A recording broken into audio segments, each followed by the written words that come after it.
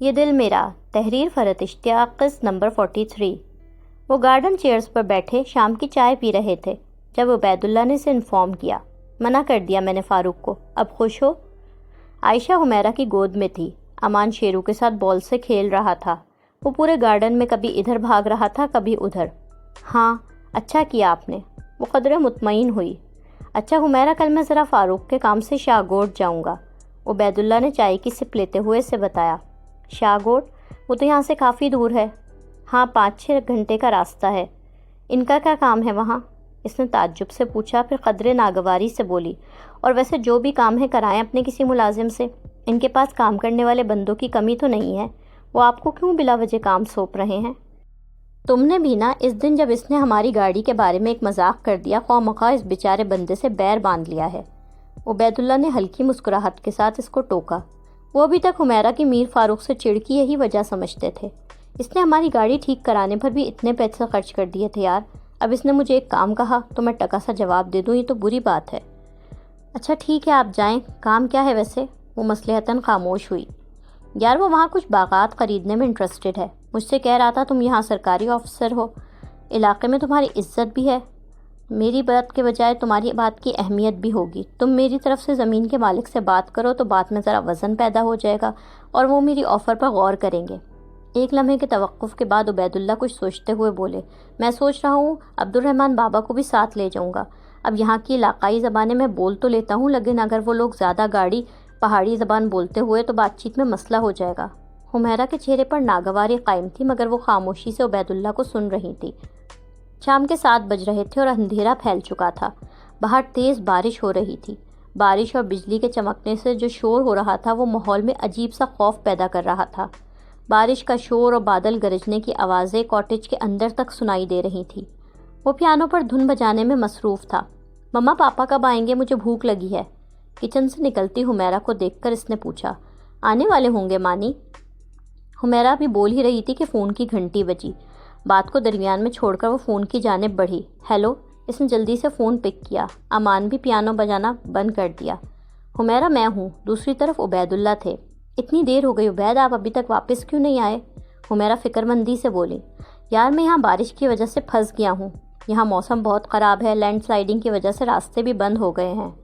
Line میں موسم کی خرابی کی وجہ سے بہت گھڑگھڑاہٹ تھی۔ عبید اللہ کو اپنی بات پہنچانے کے لیے چلا کے بولنا پڑ رہا تھا۔ اوہ پھر اب؟ وہ فکر و پریشانی سے بولی، اب موسم بہتر ہونے پر ہی میں شاہکوٹ سے نکلوں گا، تم پریشان مت ہونا حمیرہ، تم اور بچے کھانا کھا کے سو جاؤ، میں موسم بہتر ہوتے ہی فوراً یہاں سے نکلوں گا۔ اپنا خیال رکھیے گا عبید، پلیز موسم خراب میں کوئی رسک نہ لیجیے گا۔ فکر مت کرو یار، میں عبید اللہ کی آواز اس کے کانوں میں آتے آتے یکدم ہی غائب ہوئی تھی۔ موسم کی خرابی کی وجہ سے ٹیلی فون لائنوں کا نظام بھی جیسے خراب ہو گیا تھا، فون ڈیڈ ہو گیا تھا۔ ہیلو ہیلو عبید، وہ ریسیور کو کان سے لگائے قدرے زور سے بولی۔ امان اٹھ کے اس کے پاس آ کے کھڑا ہو گیا۔ کیا ہوا ماما؟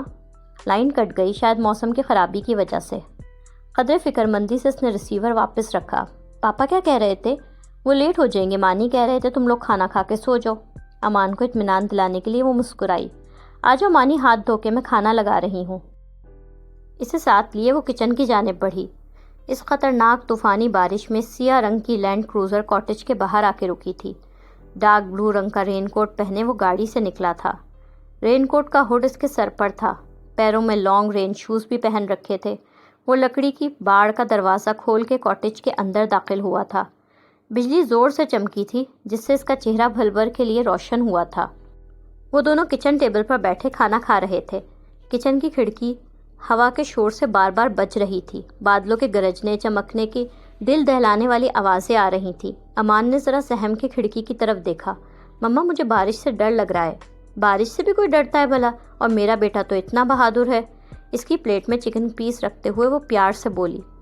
وہ تو میں ہوں مما، لیکن پاپا گھر پہ نہیں ہے نا، اس لیے اس گرج چمک سے ڈر لگ رہا ہے۔ اٹس سو اسکیری مما۔ کھانے سے ہاتھ روک کے وہ بیچارگی سے بولا، کچھ اسکیری نہیں ہے، اور پاپا گھر پر نہیں ہے تو کیا ہوا، مما تو ہے نا اپنے بچوں کے پاس۔ حمیرہ خود بھی عبید اللہ کے بارش میں پھنس جانے کی وجہ سے ڈسٹرب تھیں، مگر بیٹے کی خاطر بہادری سے مسکرا رہی تھی۔ آج تم میرے ساتھ سو جانا، اوکے؟ اوکے مما۔ ماں کے ساتھ سو جانے کے خیال سے وہ مطمئن ہو گیا تھا۔ اب تم ٹھیک سے کھانا کھاؤ۔ ابھی وہ یہ کہہ ہی رہی تھی کہ اسے دروازے پر ہلکی سی دستک کی آواز محسوس ہوئی۔ وہ بے اختیار چونکی۔ دوسری بار دستک دی گئی تھی، اس بار دستک پہلے سے بھی زیادہ واضح تھی۔ مما ڈور پر کوئی ہے؟ ہاں۔ حمیرہ کی آنکھوں میں حیرانگی بھری تھی۔ مما میں دیکھ کے آؤں؟ امان نے فوراً ماں سے پوچھا۔ نہیں، تم کھانا کھاؤ مانی، میں دیکھ لوں گی۔ انکار میں گردن ہلاتے اس کے سر پر پیار سے تھپ تھپا کے وہ میز پر سے اٹھیں۔ امان کے سامنے اس نے ظاہر نہیں کیا، مگر اس کے چہرے پر فکر اور ذرا خوف تھا۔ اس طوفانی بارش میں ان کے گھر کون آ گیا تھا؟ وہ اسی الجھن کے ساتھ دروازے تک آئیں۔ کون؟ اس نے دروازہ کھولنے سے پہلے اندر سے ہی پوچھا۔ میں ہوں فاروق۔ آپ اس وقت؟ اس کے ماتھے پر ناگواری بھری شکنیں ابھری تھیں۔ اس نے ناگواری سے پوچھا۔ حمیرہ دروازہ تو کھولو پلیز، میں بارش میں بھیگ رہا ہوں۔ میر فاروق کے باہر سے بوکھلائی ہوئی آواز آ رہی تھی۔ اس نے کچھ سوچتے ہوئے بحالت مجبوری دروازہ کھولا تھا۔ اس نے دیکھا میر فاروق ڈارک بلو کلر کا رین کوٹ پہنے، رین شوز پہنے اس کے دروازے کے بالکل باہر کھڑے تھے۔ میر فاروق اندر آنا چاہتے تھے۔ ان کے چہرے پر بارش کا پانی بہہ رہا تھا۔ وہ سنجیدہ چہرے کے ساتھ نگاہوں میں سختی لیے دروازے کے آگے کھڑی تھی۔ میں اندر آ سکتا ہوں؟ میر فاروق پریشانی و بے چارگی بھرا چہرہ بنا کے پوچھ رہے تھے۔ میرے شوہر گھر پر نہیں ہیں، آپ کو جو بھی بات کرنی ہے یہیں پر کریں۔ وہ سرد سپاٹ لہجے میں بولی۔ بارش بہت ہو رہی ہے حمیرہ، پلیز مجھے اندر آنے دو، باہر ٹھنڈ لگ رہی ہے مجھے۔ میر فاروق التجائیہ انداز میں بولے تھے۔ تو پھر آپ صبح آئیے گا۔ آئی ایم سوری، میں اپنے شوہر کی غیر موجودگی میں آپ کو اندر نہیں آنے دے سکتی۔ روٹ سے انداز میں کہہ کر وہ دروازہ بند کرنے ہی لگی تھی، مگر میر فاروق نے اسے ایسا نہیں کرنے دیا۔ انہوں نے دروازے میں اپنا پیر فوراً پھنسا دیا اور پھر اپنی مردانہ طاقت کا استعمال کر کے دروازہ زبردستی کھول کے اندر آ گئے۔ حمیرہ دروازے سے جھٹکا کھا کے پیچھے کی طرف لڑکھڑائی تھی۔ اس نے فوراً خود کو سنبھالا۔ میر فاروق نے اندر آ جانے کے بعد پرسکون انداز میں گھر کا دروازہ واپس بند کیا۔ حمیرہ کا چہرہ غصے سے سرخ ہوا۔ How dare you! وہ غصے سے چیخی۔ تمہاری ہمت کیسی ہوئی میری اجازت کے بغیر میرے گھر میں گھسنے کی؟ میر فاروق کے اس طرح زبردستی گھر کے اندر آنے پر اس کا غصے سے برا حال تھا۔ وہ اندر ہی اندر ڈری ہوئی بھی تھی۔ میر فاروق نے بارش میں بھیگا ہڈ سر سے نیچے کیا۔ وہ پرسکون و مطمئن نظر آ رہے تھے۔ تم ابھی اور اسی وقت میرے گھر سے چلے جاؤ فاروق، ورنہ بہت برا ہوگا۔ Relax Humaira, relax please. Humaira کے نزدیک آتے ہوئے وہ بولے۔ مجھے بس تم سے ایک ضروری بات کرنی ہے، وہ کر کے چلا جاؤں گا۔ حمیرہ کے غم و غصے سے حالت غیر تھی۔ انہوں نے حمیرہ کو پرسکون کرنا چاہا۔ میں تمہارا دوست ہوں، تمہیں مجھ سے ڈرنے کی کوئی ضرورت نہیں ہے۔ تم نے آج عبید کو جان بوجھ کر شاگوٹ بھیجا تاکہ تم اس کی غیر موجودگی میں یہاں آ سکو۔ ان کی آنکھوں میں غصے اور نفرت سے دیکھتے ہوئے وہ بولی۔ تم کتنے گرے ہوئے انسان ہو میر فاروق زماں، تم کتنے گھٹیا آدمی ہو۔ مجھ سے یوں نفرت مت کرو حمیرہ، میں تم سے محبت کرتا ہوں۔ میں نے اپنی ساری زندگی صرف ایک لڑکی سے محبت کی ہے اور وہ تم ہو۔ میر فاروق کا انداز التجائیہ تھا۔ وہ حمیرہ کے عشق میں پاگل ایک عاشق اور مجنون نظر آ رہے تھے۔ وہ بولتے ہوئے آگے بڑھے۔ حمیرہ ڈر کے 2 قدم پیچھے ہٹی۔ وہ میر فاروق کی اس دیوانگی اور جنون بھرے انداز سے اندر ہی اندر ڈر گئی تھی۔ میری محبت کو یوں نہ ٹھکراؤ حمیرہ، برسوں پہلے تم نے میری محبت کو ٹھکرایا تھا۔ میں نے نیلوفر سے شادی ضرور کر لی، پر تمہیں میں کبھی نہیں بھول سکا۔ میں نیلوفر میں ہمیشہ تم کو ڈھونڈتا رہا ہوں۔ وہ باقاعدہ اس کے سامنے گھٹنوں کے بل بیٹھتے ہوئے بول رہے تھے۔ تم جو کہو گی میں وہ کروں گا حمیرہ، تمہارے عشق میں پاگل ہوں، تمہارا غلام بن کے رہوں گا۔ میر فاروق کا انداز غلامانہ تھا۔ چھوڑو اس 2 ٹکے کے آدمی کو، وہ تمہارا کچھ نہیں بگاڑ سکے گا۔ تمہیں اپنے بچوں کی فکر ہے نا، تو میں ہوں نا، تمہارے بچے تمہارے ہی پاس رہیں گے۔ اس معمولی سرکاری ملازم سے نمٹنے کے لیے تو مجھے پولیس اور کورٹ کی زحمت بھی نہیں کرنی پڑے گی، میری ایک دھمکی ہی کافی ہوگی۔ تمہیں عبید سے ڈیورس میں بھی آسانی سے دلوا دوں گا میں، اور تمہارے بچوں کی کسٹڈی بھی تمہیں ہی مل جائے گی۔ تم بس میرا ساتھ قبول کر لو حمیرہ۔ وہ محبت، عشق اور رقابت کی آگ میں جلتے ایک سرفرے عاشق نظر آ رہے تھے۔ حمیرہ آنکھوں میں شوق اور خوف لیے ان کو دیکھ رہی تھی۔ میر فاروق واپس سیدھا کھڑے ہوئے۔ میں مر جاؤں گا تمہارے بغیر۔ تمہیں عبید کے ساتھ دیکھتا ہوں تو میرا دل جلتا ہے۔ جو میری تھی، جسے اللہ نے میرے لیے بنایا تھا، جو میرا انتخاب تھی، وہ عبید کو کیسے مل گئی؟ وہ اپنے سینے پر ہاتھ مارتے ہوئے بولے۔ اور دیکھو اگر تمہیں دنیا والوں کا خوف ہے، تم عبید سے طلاق نہیں لینا چاہتی، اپنی میرڈ لائف خراب نہیں کرنا چاہتی، تو میں اس کے لیے بھی تیار ہوں۔ میں عبید کو دبئی، UK، امریکہ، جہاں تم کہو گی وہاں سیٹ کروا دوں گا۔ حمیرہ کا چہرہ یکدم ہی غصے سے سرخ ہوا۔ اس کی آنکھوں کا خوف نفرت میں بدلا۔ تم اپنے بچوں کے ساتھ یہاں رہنا، سال میں 1-2 بار عبید کے پاس بھی چلی جانا، اس سے بھی ملانا۔ تمہاری خاطر میں عبید کو، تمہارے بچوں کو جتنا تم کہو گی اتنا نوازوں گا۔ جہاں تم چاہو گی وہاں تمہارے بچے پڑھیں گے، جس جگہ تم کہو گی وہاں تمہارا عالیشان گھر ہوگا۔ میر فاروق نے اپنے ہاتھ اس کے سامنے جوڑ دیے۔ وہ اپنی انا اور غرور پس پشت ڈال کے اس کے آگے بالکل جھک گئے تھے۔ بس تم مجھے مل جاؤ حمیرہ، اس کے بدلے جو تم کہو گی وہ میں سب کروں گا۔ تمہارے عشق کی آگ مجھے جلا کے۔ باقی الفاظ میر فاروق کے منہ میں ہی رہ گئے تھے۔ حمیرہ نے زوردار تھپڑ ان کے منہ پر مارا۔ تھپڑ کی گونج پورے کمرے میں پھیلی۔ امان ڈرا سہما کچن کے دروازے کے پاس چھپ کے کھڑا یہ سب منظر دیکھ رہا تھا۔ حمیرہ کا تھپڑ میر فاروق کے لیے غیر متوقع تھا۔ گال پر ہاتھ رکھے انہیں یقین نہیں آ رہا تھا کہ ان کے منہ پر کوئی تھپڑ بھی مار سکتا تھا۔ تم نے مجھ پر ہاتھ اٹھایا؟ میر فاروق زما پر؟ وہ سخت تیش سے بولے۔ ہاں، میں تمہاری شکل پر تھوکتی ہوں میر فاروق زما، تم سے زیادہ کمینہ، ذلیل و گھٹیا شخص میں نے نہیں دیکھا۔ حمیرہ نفرت سے انہیں دیکھ کے چلائیں۔ اس معمولی 2 ٹکے آدمی سے اتنی محبت؟ میر فاروق کا غرور اور انا جاگ اٹھے تھے۔ اب وہ عاشق یا مجنون نہیں بلکہ ایک خطرناک انسان نظر آ رہے تھے جو کسی کو بھی تباہ و برباد کر سکتا تھا۔ میر فاروق زما کے مقابلے پر چند ہزار روپے کمانے والا ایک عام سا سرکاری ملازم، ایک فارسٹ آفیسر، ایسے 2 کوڑی کے آدمی سے میں بات کرنا پسند نہ کروں، اور تم اسے میرے مقابلے پر لا رہی ہو؟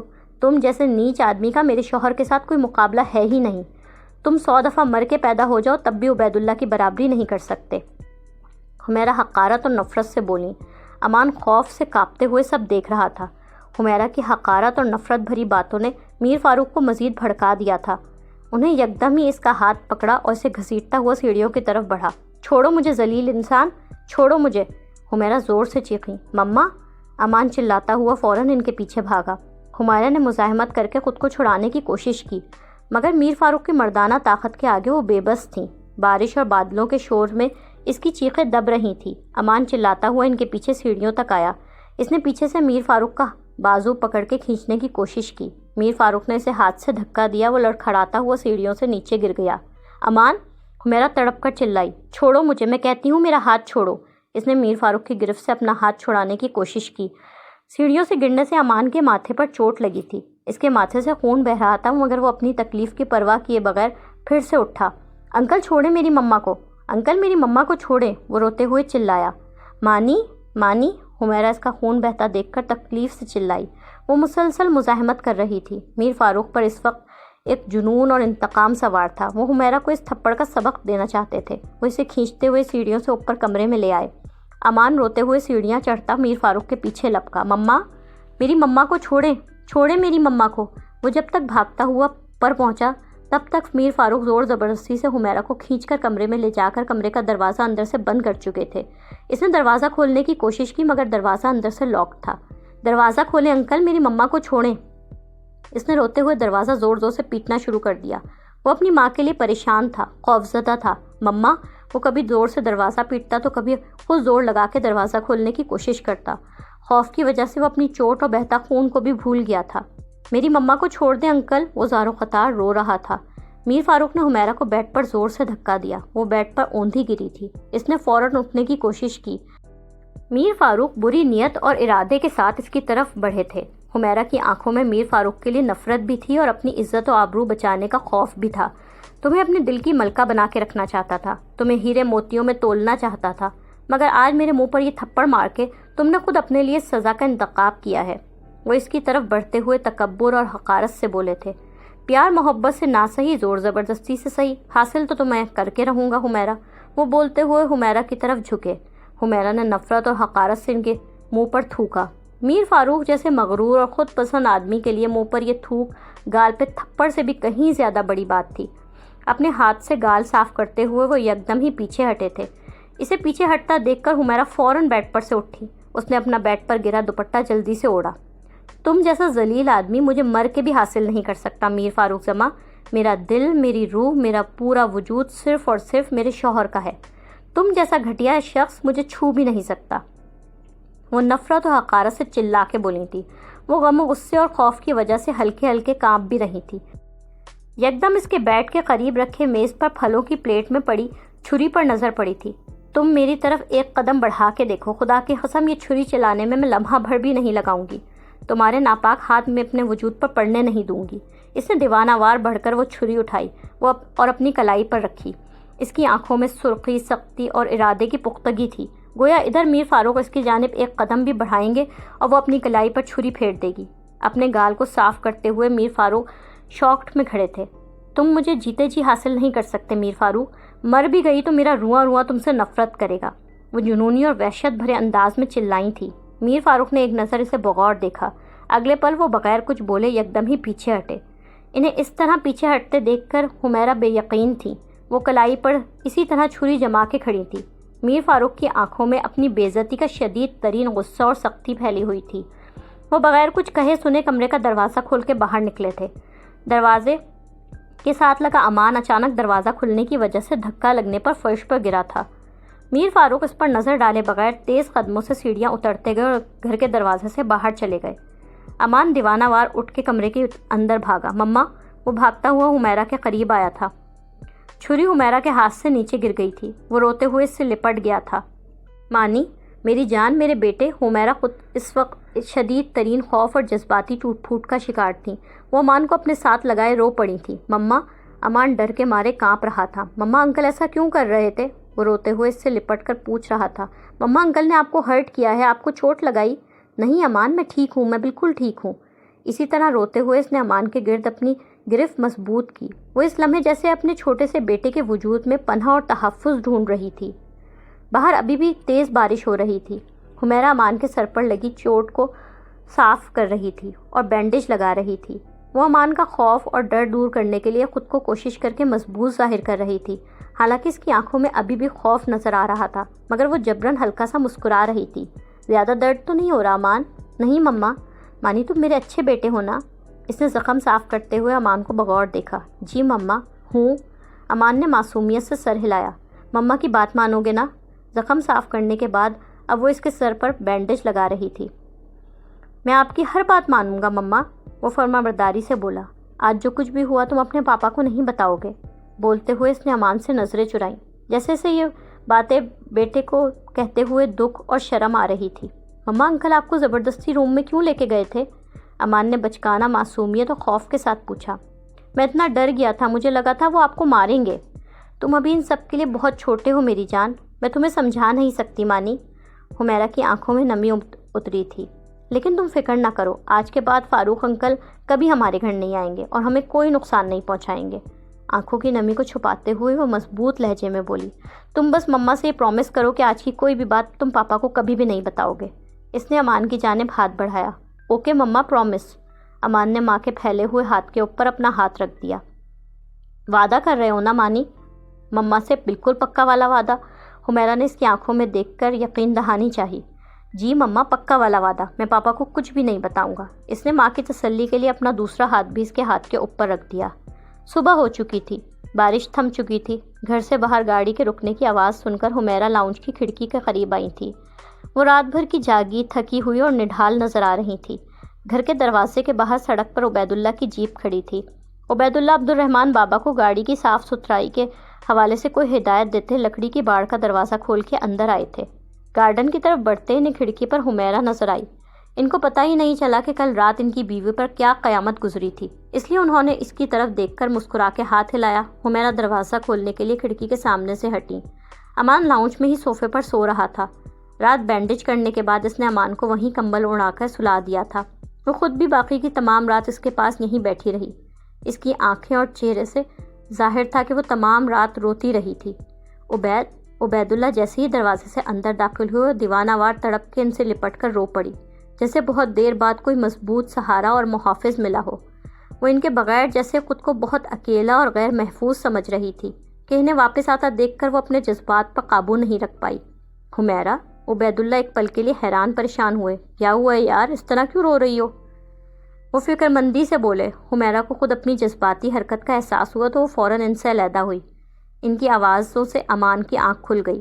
اس نے آنکھیں ذرا سی کھول کے پلکوں کی جھریوں سے ان دونوں کو دیکھا۔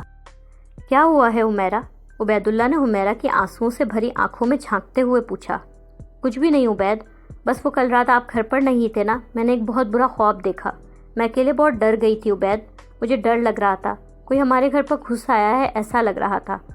حمیرہ ان سے نظریں کترا کے آنسوؤں کو گالوں پر سے صاف کرتے ہوئے بھرائی آواز میں بولی۔ ارے، عبید اللہ نے بے ساختہ حمیرہ کو اپنے ساتھ لگایا۔ مجھے احساس تھا تم اور بچے اکیلے گھر پر ہو، اس لیے تو رات موسم خراب میں ہی میں شاکوٹ سے چل پڑا تھا، راستے بند تھے اس لیے گھر پہنچتے پہنچتے صبح ہی ہو گئی۔ وہ اس کا ہاتھ مضبوطی سے تھام کے پیار سے بولے، آئندہ مجھے اکیلا مت چھوڑ کے جائیے گا عبید، میں بہت ڈر گئی تھی، مجھے اس جگہ سے، اس گھر سے، بارش سے، ہر چیز سے ڈر لگ رہا تھا۔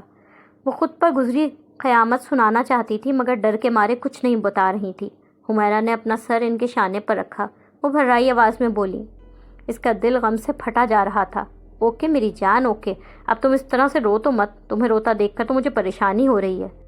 عبید اللہ اس کو اسی طرح تھامے صوفے تک لے آئے۔ انہیں آتا دیکھ کر امان نے فوراً آنکھیں بند کر لیں۔ مانی یہاں کیوں سو رہا ہے؟ اس کی نظر صوفے پر سوئے امان پر پڑی۔ اس کے نزدیک آتے ہوئے انہوں نے بے ساختہ حیرت سے پوچھا۔ حمیرہ ایک پل کے لیے گڑبڑا سی گئی۔ مانی کو بھی آپ کے بغیر گھر پر ڈر لگ رہا تھا نا عبید؟ کہہ رہا تھا مما میں کمرے میں نہیں سوؤں گا۔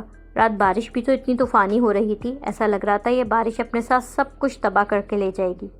وہ اپنی گڑبڑاہٹ پر قابو پاتے ہوئے بات بنا رہی تھی۔ مانی کے سر پر چوٹ کیسے لگی حمیرہ؟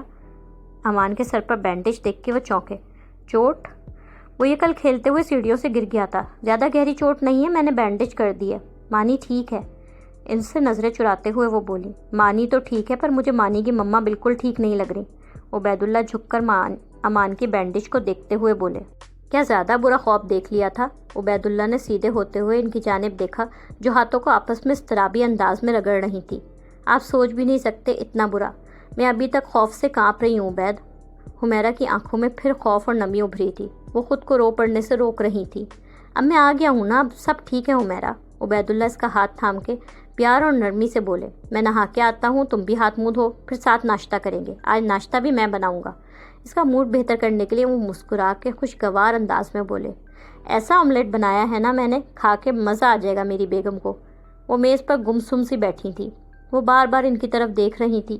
وہ کچھ کہنا چاہتی تھی مگر کہنے کے لیے الفاظ نہیں مل رہے تھے۔ عبید اللہ نے خوشگوار موڈ میں بولتے ہوئے آملیٹ کی پلیٹ اس کے آگے رکھی اور پھر خود بھی اس کے برابر میں بیٹھ گئے۔ یہ لیجیے بیگم صاحبہ، گرما گرم ہری مرچوں اور پیاز والا آملیٹ۔ انہوں نے بریڈ سلائس کی پلیٹ حمیرہ کی طرف بڑھائی۔ شروع کرو یار، آخر اب کب تک اس خوف کے ڈر سے اسی طرح بیٹھی رہو گی؟ انہوں نے نرمی اور پیار سے اسے ناشتے کی جانب متوجہ کیا، پھر اس کو اسی طرح بیٹھا دیکھ کر انہوں نے خود نوالا بنا کر اس کی جانب بڑھایا۔ عبید آپ یہاں سے پوسٹنگ کروا لیں۔ نوالا دور ہٹاتی وہ سنجیدگی سے بولی۔ کیا لیکن؟ عبید اللہ اس کے اس اچانک اور انہونی خواہش پر حیران ہوئے تھے۔ عبید پلیز، مجھے کل رات کے بعد سے اس جگہ سے بہت برے وہم آ رہے ہیں، ایسا لگ رہا ہے یہاں کچھ برا ہونے والا ہے، آپ پلیز کسی اور جگہ پوسٹنگ کروا لیں۔ حمیرہ ان کی بات کاٹ کے بہت جذباتی انداز میں بولی۔ مجھے منع مت کیجیے گا عبید، اسے میری خواہش سمجھے یا ضد یا فرمائش، لیکن آپ کو یہ میری بات ماننی ہوگی۔ بہت ضدی انداز میں بولتے اس نے عبید اللہ کا بازو جکڑا۔ وہ میر فاروق کی بری نیت اور ارادے سے ڈر گئی تھی، اس لیے چاہتی تھی کہ وہ لوگ یہاں سے کہیں بہت دور چلے جائیں۔ عبید پلیز، آپ اندازہ نہیں لگا سکتے کل کی رات میں نے کس خوف اور دہشت میں گزاری ہے، میں اب اس جگہ مزید رہنا ہی نہیں چاہتی، پلیز میری بات مان جائیں۔ عبید اللہ اسے حیرانی اور ناسمجھی سے دیکھ رہے تھے۔ وہ تو سب ٹھیک ہے حمیرہ، لیکن انہوں نے اسے سمجھانا چاہا۔ کوئی لیکن ویکن نہیں عبید، کوئی لیکن ویکن ہے ہی نہیں۔ حمیرہ پہلے سے بھی زیادہ ضدی اور جذباتی انداز میں بولی۔ آپ کہتے ہیں نا آپ کے لیے ساری دنیا میں سب سے اہم میں ہوں، میری خواہش ہے، میری خوشی ہے، تو بس آپ میری خواہش، میری خوشی پوری کر دیں۔ عبید اللہ کو اس کے چہرے پر خوف اور پریشانی نظر آ رہی تھی۔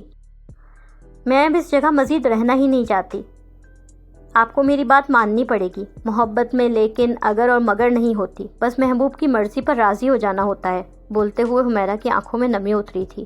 اس طرح سے کہہ کر تو تم جان بھی مانگو گی تو مجھے وہ بھی دینی پڑے گی۔ عبید اللہ اس سے بہت محبت کرتے تھے۔ وہ اس کے آگے ہتھیار ڈالتے ہوئے بولے۔ اوکے سویٹ ہارٹ، جو میرے محبوب کی خوشی ہے وہی میری بھی خوشی ہے۔ میں آج آفس جاتے ہوئے اس سلسلے میں کوشش کرتا ہوں۔ وہ بے چارگی سے مسکرائے، پھر اس کی ٹھوڈی چھو کے پیار سے بولے۔ اب خوش ہو نا؟ پھر اب تو ناشتہ شروع کرو، ایسی اتری ہوئی شکل کے ساتھ بیٹھی بالکل نہیں اچھی لگ رہی۔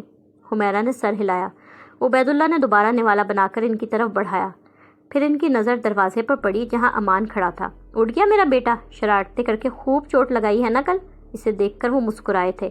امان بھی گزری رات کے خوفناک واقعے کی وجہ سے ڈرا ڈرا سہما سا تھا۔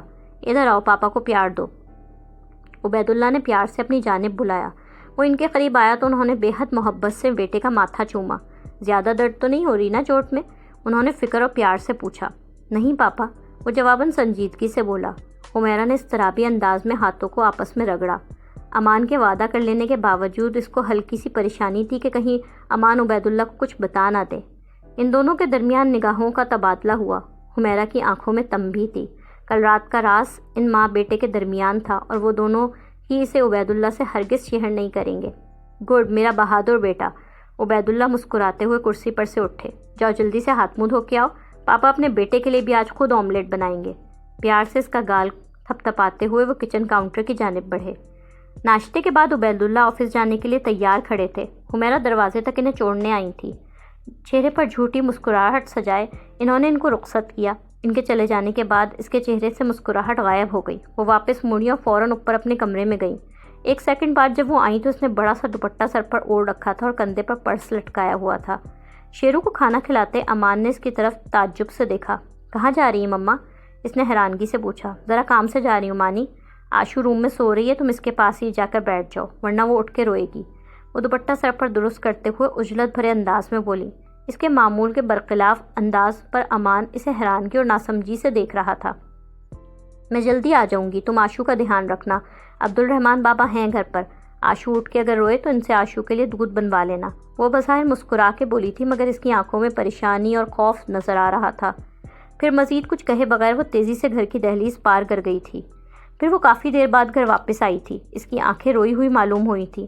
آشو اٹھ چکی تھی اور وہ رو رہی تھی۔ عبدالرحمن بابا روتی ہوئی آشو کو گود میں لے کے بہلا رہے تھے۔ امان بھی پاس کھڑا آشو کو فکر سے دیکھ رہا تھا۔ مما آپ آ گئیں، آشو بہت رو رہی تھی۔ حمیرہ کو آتا دیکھ کر امان تیزی سے اس کے قریب پہنچا۔ آشو، مما کا بیبی، کیا ہوا میری گڑیا کو؟ حمیرہ نے آگے بڑھ کر عبدالرحمن بابا کی گود سے عائشہ کو لے لیا۔ اس نے عائشہ کو پیار کیا۔ اس کو دیکھ کے عائشہ کا رونا بند ہو گیا۔ اٹھ کے اسے آپ نظر نہیں آئی نا بیٹا تو یہ رونے لگی۔ عبدالرحمن بابا اس کی طرف دیکھ کر بولے، مما کا پیارا سا بیبی آشو، کیا ہوا، روئی روئی کیوں ہو رہی ہے میرے بیبی؟ عائشہ کو گود میں لے کے بہلاتی وہ کچن کی جانب بڑھی۔ اس نے عائشہ کے کھانے کے لیے کھچڑی بنائی تھی۔ وہ اب اسے کچن میں لے کے بیبی چیئر پر بٹھا کے اپنے ہاتھ سے کھلا رہی تھی۔ عائشہ ماں کو دیکھ کے خوش تھی۔ وہ خوشی سے مما مما کرتی کھانا کھا رہی تھی۔ امان کچن میں آیا تو اس نے دیکھا حمیرہ کی آنکھوں میں بے آواز آنسو ہیں۔ وہ جیسے اتنی دکھی، پریشان اور صدمے سے نڈھال ہیں کہ اس سے اپنے آنسو روکے ہی نہیں جا رہے۔ مما، بھائی بھائی، عائشہ خوشی سے زور زور سے بولی تھی۔ اس کا آنا محسوس کر کے حمیرہ نے جلدی سے آنکھوں سے بہتے آنسوؤں کو صاف کیا۔ مما کیا ہوا؟ وہ ماں کے آنسو دیکھ چکا تھا اس لیے پریشان ہو کے اس کے پاس آیا۔ کچھ نہیں امان۔ آنسوؤں کو پوچھ کے وہ مصنوعی انداز میں مسکرائی۔ آپ رو رہی ہیں؟ امان نے اس کی طرف فکر اور پریشانی سے دیکھا۔ نہیں تو بیٹا، وہ شاید آنکھ میں کچھ چلا گیا تھا۔ اپنا بیگ نکالو مانی، میں چیک کر لوں تمہارا سمر پیک ہوم ورک میں کچھ نامکمل تو نہیں۔ امان کا دھیان اپنے آنسوؤں پر سے ہٹانے کے لیے اس نے بات بدلی۔ وہ سر ہلاتا کچن سے نکلا مگر اس کی آنکھوں میں اس بات کی الجھن تھی کہ اس کی مما آخر کہاں گئی تھی اور وہ وہاں سے آ کے رو کیوں رہی تھیں۔